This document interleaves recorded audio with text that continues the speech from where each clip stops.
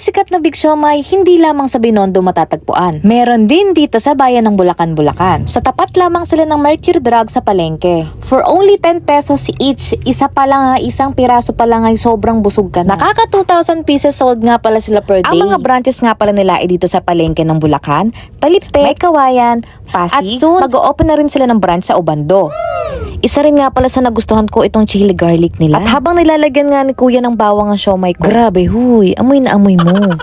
Unang kagat, syempre laman na laman agad. O diba, hindi mo na kailangan pumunta pa ng Ongpin. Bago ko pa makalimutan sa lahat, ito nga pala ay homemade. 100% fresh at kagagawa lamang.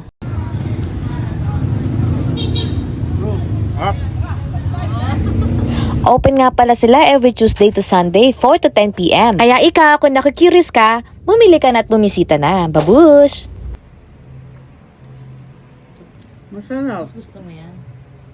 Perfect. Ayun, perfect. Perfect. Promise, masarap talaga. I-try nyo.